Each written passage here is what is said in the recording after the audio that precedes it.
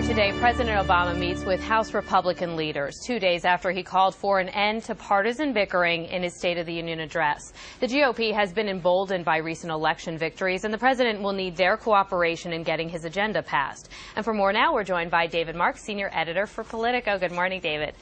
Good morning. Good to be here. President Obama at times had a more joking tone, not only to Republicans but to Democrats about partisan behavior, but at other times he was really serious. Does he have a shot at changing politics as usual in Washington, or is this all for show? It's a real long shot. So far, there's no real evidence the president has been able to change business as usual. The president talked about extending his hand to Republicans. He specifically chastised Senate Republicans for filibustering the bills that he wants to get through. He also talked about something that is probably going to upset each and every member of Congress, which would be publicizing lobbyist contacts with members of Congress, who they actually talk to during the day. That's not going to go over well even with Democrats, let alone Republicans. What about this meeting? Does it have a chance of making a real difference? It's possible. It depends what the president's strategy is on, say, health care, where Democratic leaders are still trying to figure out how to get a bill through. Right now, they do not have the votes to get a Democratic-leaning bill through. So the president may very well need Republicans. He may have to incorporate some of their ideas. Also, during his State of the Union speech, he did talk about some Republican ideas, like offshore drilling for oil or the use of nuclear power. So it's not like he's completely opposed to their agenda. During this speech, you could not miss the justices sitting in the front, the Supreme Court.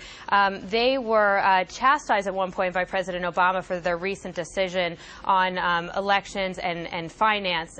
What are the possibilities for Congress making a real change in their decision? It's possible that Congress could try and push through a series of laws. One would be like what President Obama proposed, saying that foreign nationals could not give to U.S. campaigns, or saying shareholders have to approve any political endorsements. That's a long shot, though, to get a majority of the House and Senate to approve that. Frankly, it's not clear that there's much Congress can do, because even if they did pass a new law, the Supreme Court could very well strike that down in the not-too-distant future. There was a very open gesture from President Obama in talking about the don't ask, don't tell policy. How did that go over with military brass, and what can we expect to happen in that department?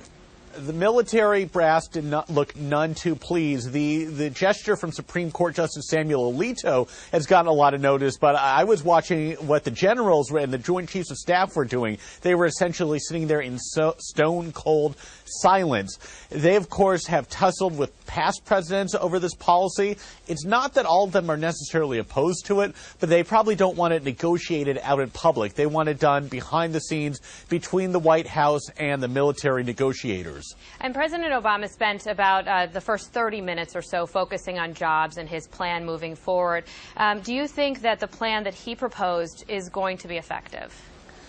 It's an open question right now. Republicans would say absolutely not. There's no evidence that these kind of jobs bills, these stimulus programs work. Democrats clearly have a different view, and they, from what the folks I'm hearing on Capitol Hill, they're looking to spend upwards of $80 billion or so on this. If the president could point this and direct this into jobs that would be hired immediately, whether on the federal government payroll or the private sector, that would probably help him out a whole lot, particularly closer to Election Day. Absolutely. All right. David Mark from Politico. David, as always, thanks for being with us. My pleasure.